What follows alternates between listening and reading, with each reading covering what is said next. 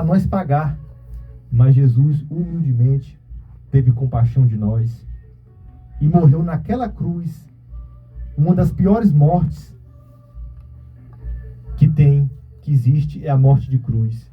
E o nosso Senhor compadeceu de nós e morreu pelos nossos pecados, para que todos nós, aquele que crê nele, aquele que crê no seu nome, no seu Pai, fosse salvo.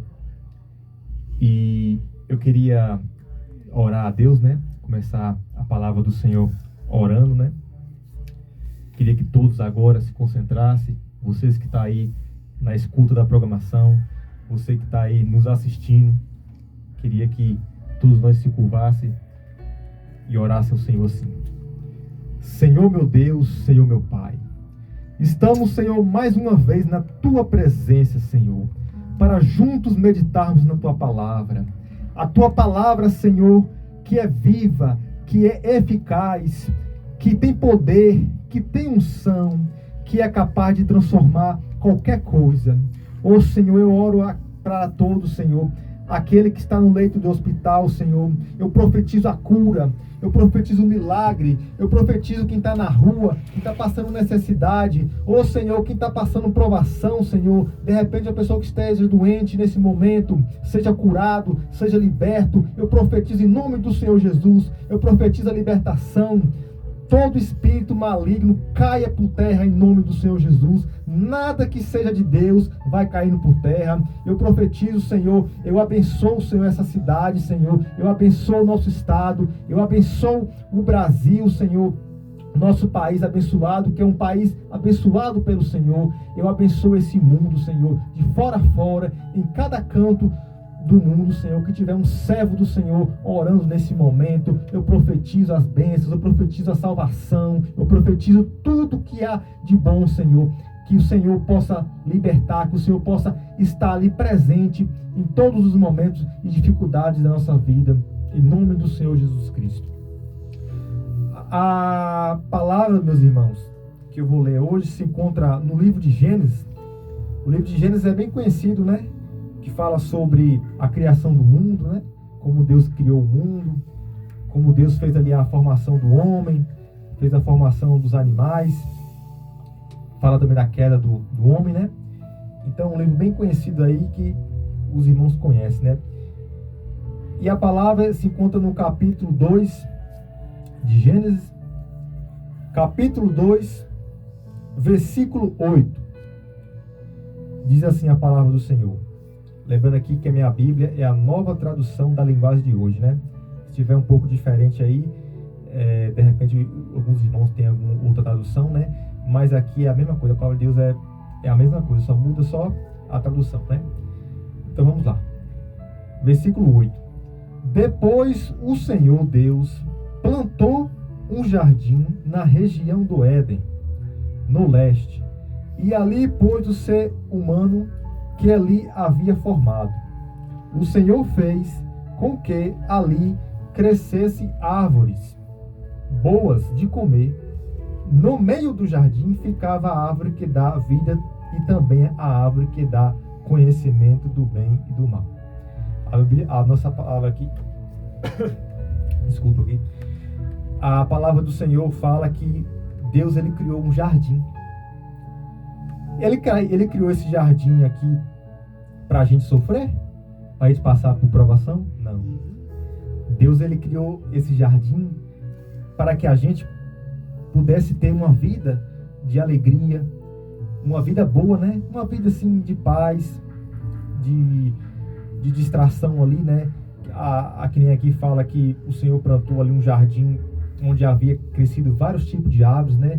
Frutas, né? O Senhor plantou ali frutas boas para se comer, frutas que era saudável ali para o homem, né? Mas o homem, ele sempre insatisfeito, né? Ele acabou pecando, né? E mais para frente eu vou contar aos irmãos aqui o que aconteceu, né? Aqui no versículo 9, no versículo 9 eu já li, né? Aqui no versículo 19,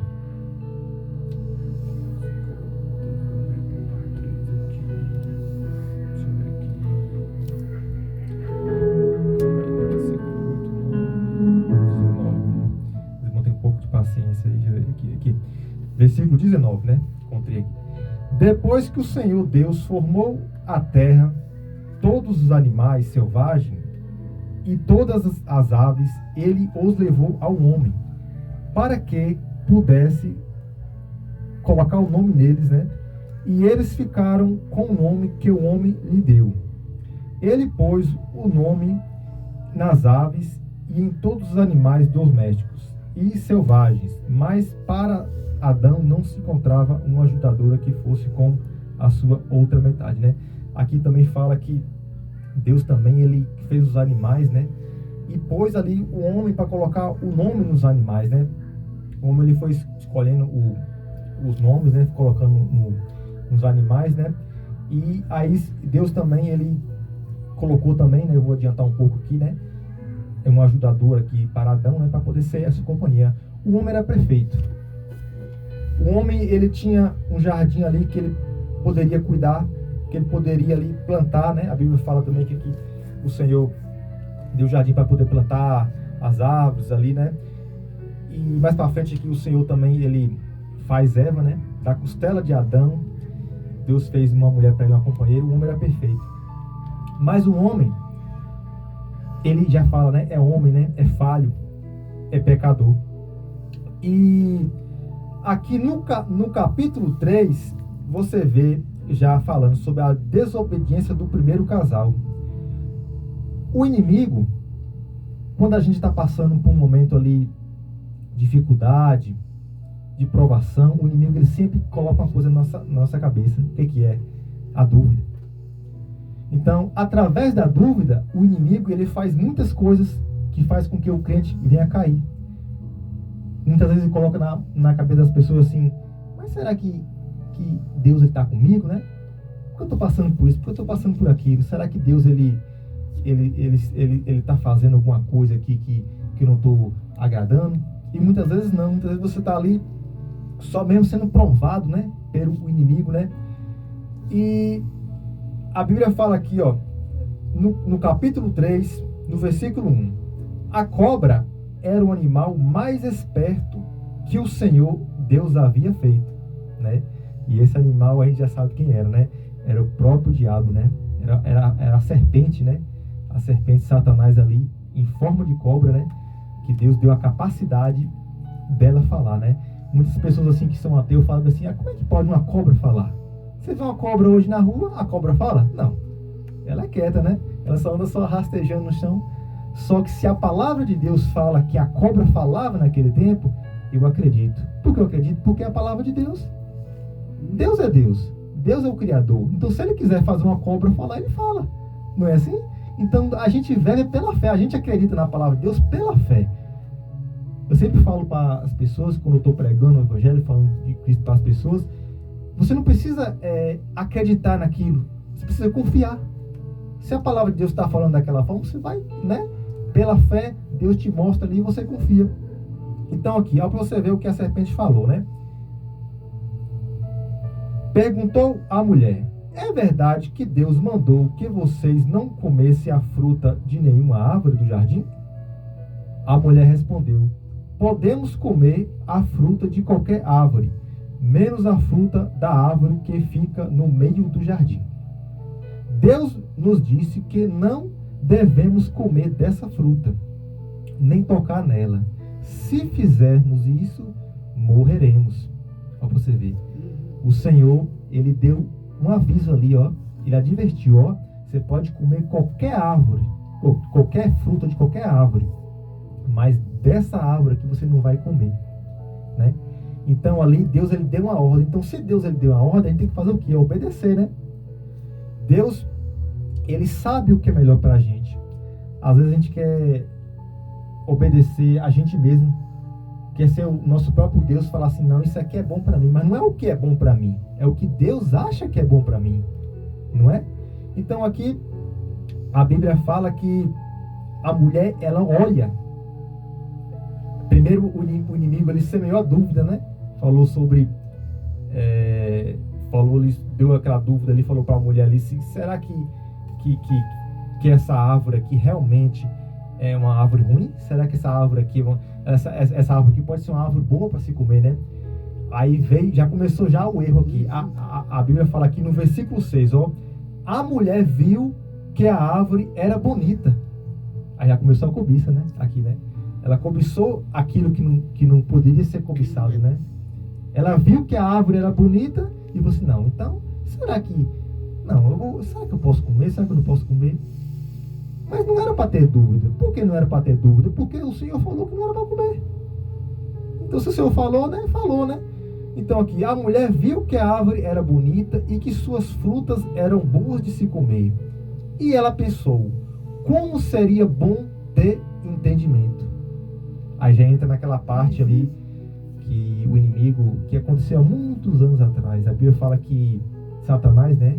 Ele se chamava Lúcifer. Ele era um dos anjos mais que resplandecia ali, que tinha luzes, né? Ele era um que estava ali no meio dos anjos de Deus, né? Mas ele queria ser maior do que Deus. Ele queria ter mais entendimento do que Deus.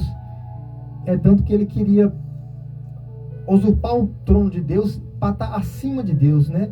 Então, através disso, Deus fez com que ele caísse, né? E hoje a gente vemos aí o que ele se transformou, né? Junto com ele, né? Veio dessa parte dos anjos, né? E hoje ele se transformou em demônio, né? E hoje está aí perturbando a vida das pessoas, fazendo tudo que não presta, porque Satanás ele já está condenado. Satanás ele já está sabendo que ele vai para um lugar que não tem fim. O inferno, muita gente não sabe, o inferno ele foi feito para nós? Não. O inferno ele foi feito para o diabo e seus anjos. A palavra de Deus diz isso. Mas as pessoas que querem ir para o inferno tá indo para lá de intruso, não é? Ele está indo de intruso. Então, se Satanás ele sabe que ele está perdido, então ele vai fazer de tudo para poder levar o máximo de pessoas junto com ele, né? Ele já está perdido. E hoje a gente vemos aí muitas pessoas ainda, infelizmente, com o coração endurecido, não acreditam em Jesus, não acreditam em Deus, e muitos ainda que estão até acreditando em Deus, estão vivendo a vida de todo jeito, não se importa de ler a palavra de Deus, não se importa de ler a Bíblia, né? Não se importa de estar ali buscando ao Senhor, está deixando a vida levar ele, né? Assim como diz uma música aí, né? E a vida não pode nos levar. Quem tem que levar a gente é o Senhor Jesus, né? É o Senhor que tem que nos guiar, né? No caminho da salvação, né? Então, no versículo 7 aqui fala: nesse momento, os olhos dos dois se abriram. Por que os olhos dele se abriram? Porque ele comeu a fruta, né? Aí, para dar uma adiantada aqui também, né? Para dar uma resumida aqui, ela ofereceu... Fica à vontade. Obrigado, irmão. Ela ofereceu aqui também um pedaço para Adão. E Adão, sem pensar duas vezes, comeu também. E eu te falo, Adão estava inocente? Não. Ninguém é inocente. Todos nós somos advertidos por Deus. Às vezes Deus ele fala com a gente, ó, não faça isso. Eu falo até de mim, né? Entre os pecadores também, eu sempre falo de mim, né? Que eu sou falho, eu sou pecador, eu não sou perfeito, né? Às vezes Deus fala comigo, Jefferson, não faça isso. E às vezes a gente naquela tampa a gente faz. E o que acontece? A gente quebra a cara. Não é assim? E muitas das vezes Deus fala comigo, faz isso. Aí você vai lá e faz. E aí você fala assim, ó, você vê, eu fiz isso aqui, Deus falou que poderia fazer, mesmo não acreditando, e acabou dando certo, né? Então aqui, ó, quando ela acabou de comer o fruto, a Bíblia fala que os olhos deles se abriram. E eles perceberam, continuando no versículo 7, que estavam nus. Então costuraram umas folhas de figueira para usar como tangas. Mas por que eles perceberam que estavam nus? Eu sou uma pessoa que eu gosto muito de meditar sobre as coisas. Eu gosto de, às vezes, ficar ali parado, olhando, observando na natureza, observando ali os pássaros. E se você vê os pássaros e os cachorros ali, eles usam roupa? Não usam roupa, né? Mas por que eles não usam roupa? E ali até passa ali a parte íntima deles, né? A gente consegue ver. Mas por que eles são assim? Porque são inocentes. Nós, seres humanos, na época de Adão, se nós estivermos na época de Adão agora, antes do pecado, a gente ia ser que nem os cachorros. Sem malícia. Ia passar todo mundo assim, um olhando o outro, mas não tinha aquela maldade no coração, não tinha aquela cobiça, não tinha aquela maldade, né? Então nós era para ser que nem os animais, sem roupas. Para você ver que a partir do momento que Eva e Adão comeu do fruto proibido, eles sentiram vergonha, porque eles começaram já a ver que ele era nus, né? E eles começaram a ver um lado que Deus ainda não tinha liberado para ele, né? O lado ali da cobiça, o lado ali de saber que eles estavam nus, né? Então eles rapidamente começaram a colocar folha de figueira para colocar como roupas, né? Versículo 8. Naquele dia, quando soprava o vento suave da tarde, a voz do Senhor Deus que estava passeando pelo jardim. Aí você imagina, você está num lugar que é um paraíso, que você tem o que você quiser de comer. Eles não trabalhavam ali, eles não se esforçavam, não tinha doença. Era um lugar perfeito. E ainda o mais bonito aqui, que eu acho interessante aqui, ó, naquele dia, quando soprava o vento suave da tarde, o Senhor ia todas as tardes visitar eles. Aí imagina assim, o Senhor chegando ali para eles e fala assim: e aí, meu filho, como é que você está? Você comeu bem? Você está bem? Como é que tá? E aí, minha filha, como é que você está? Não tinha imperfeição ali, não tinha doenças ali, coisas ali que fazia preocupação. Tudo aquilo que não presta hoje, naquele tempo não tinha, né? Antes do pecado não tinha. Mas o Senhor, passando ali, né? Estava passeando, eles se esconderam. Aqui, ó. Então se esconderam dele no meio das árvores. Por que eles se esconderam? Porque o pecado faz a gente ficar com vergonha, né? O pecado faz o crente ficar com vergonha. Faz sentir ali um pouco de nojo, de tristeza. Porque tudo aquilo que não é de Deus produz isso aí, que é do inimigo, né? Mas aquilo que é bom, que o Senhor faz pra gente, produz o quê? Alegria, felicidade, satisfação. Mas o que não é, aparentemente o inimigo ele dá aquela bandeja ali, às vezes aquela coisa é bonita, aquela coisa é gostosa de se comer. Você vê que nem ali, eu usando um exemplo aqui do fruto, né? Tem coisas que parecem ser bom, tem coisas que parecem, poxa, isso aqui é muito bom, eu vou fazer isso aqui. Mas ali, no final, tem a consequência, né? O irmão Cido ali, na época que eu estava ali nos brejos, ele sempre pregava e falava assim: o pecado ele é doce. Ele sempre falava, né? O pecado é doce. Porque se o pecado fosse amargo, ninguém queria.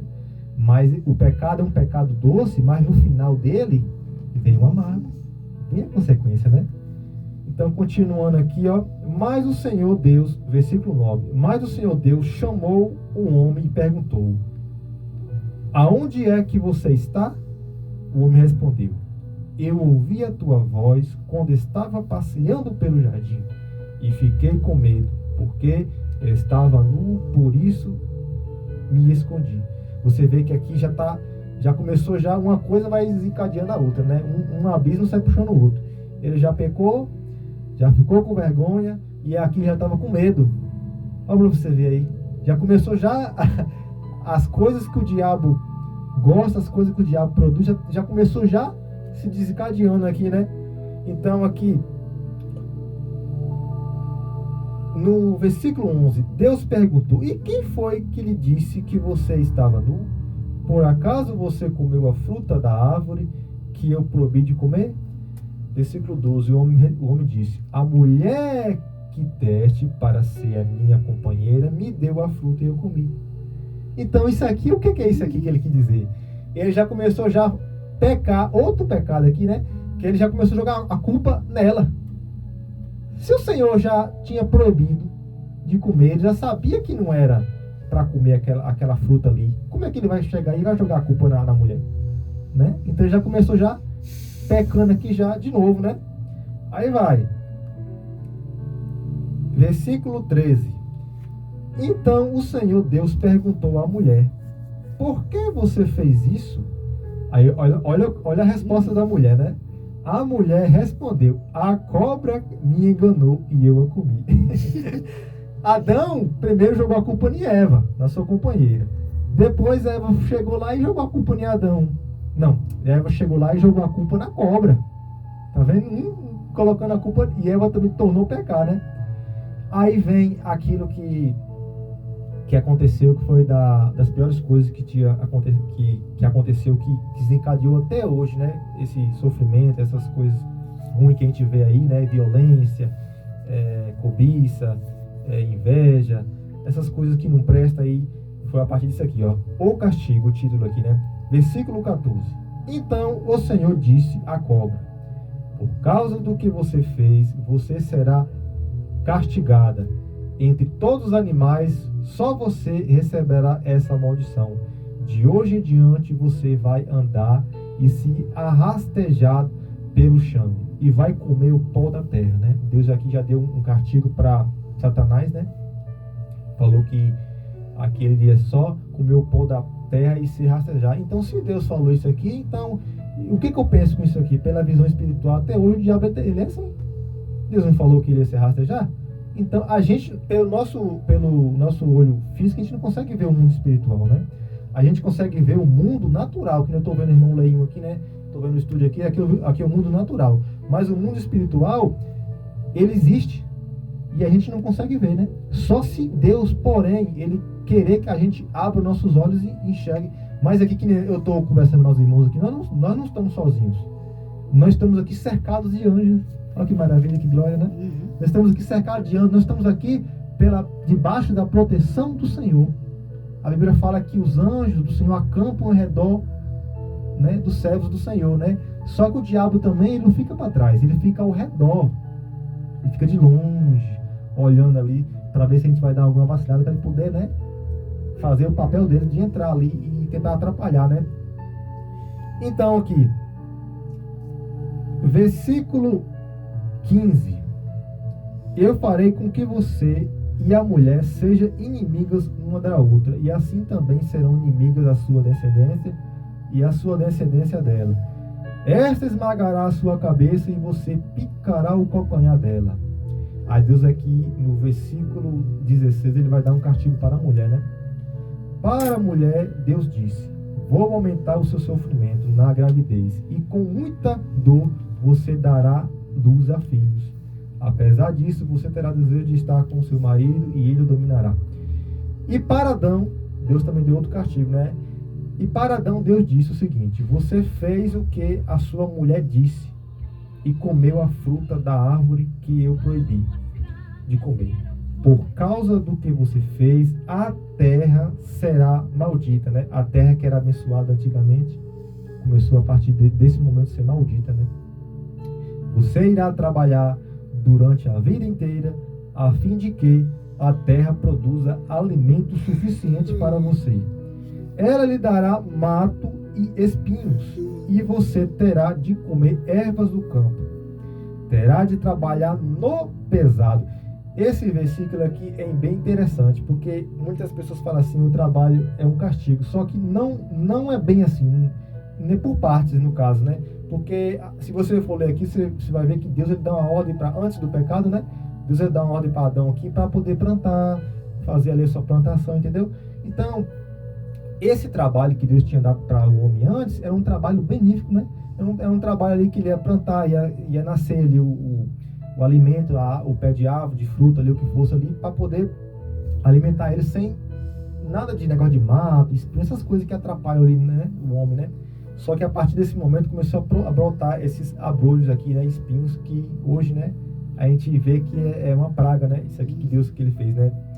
Então, versículo 20. O homem pôs na sua mulher o nome de Eva, por ser ela a mãe de todos os seres humanos. E o Senhor Deus fez roupas, peles, animais para Adão e a sua mulher. Você vê que Deus ali, ele deu roupa para o homem, né? A partir daquele momento o homem não estava mais inocente, ele precisava de roupas para se vestir, não era mais que nem os animais. Então, eu não vou ler essa parte mais para frente, mas eu vou resumir. A partir daqui, Deus ele expulsou o homem e a mulher do jardim, né? Botou um anjo ali para poder ficar ali, guardando ali, né? Ali aquele lugar santo que era do Senhor ali. E a partir desse momento o pecado entrou no mundo, né? Aí você me diz: acabou para um homem? O homem não tem mais jeito? O homem agora é só sofrimento? Não. Deus é muito misericordioso. Que nem eu falei aqui na oração, Deus ele deu seu único filho para morrer por nós, para pagar isso aqui, ó, os nossos pecados. Então você que está aí me escutando agora ou me assistindo, se você se arrepender dos seus pecados, se você confessar a Jesus como seu suficiente e eterno Salvador, você será perdoado e você terá o direito de morar junto com os crentes na glória. Aleluia, Senhor Jesus. Então nada ainda está perdido. Só fica perdido se você quiser. Deus, ele dá o livre-arbítrio para o homem, né? Se você quiser fazer o certo, você é livre para fazer. Se você quiser fazer o errado, você pode fazer também.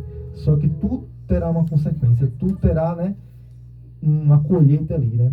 Então, se você estiver aí nesse momento e você quiser aceitar Jesus, coloque a mão no seu peito e confesse ao Senhor Jesus Cristo agora como seu único suficiente Salvador, e Deus salvará a sua vida, salvará a vida da sua família e te dará paz, te dará alegria, te dará felicidade. A vida com Deus é uma vida boa, né? Logicamente, é comparado com uma rosa. A rosa é bonita, tem suas pedras e tudo, né? Só que também tem as dificuldades ali, né? Ser um cristão hoje não é fácil, né? Você tem que passar por muitas provações, só que Deus também ele promete a prosperidade, a alegria, a felicidade, né? A alegria que Davi fala, né? Não tira de mim a alegria da tua salvação, né?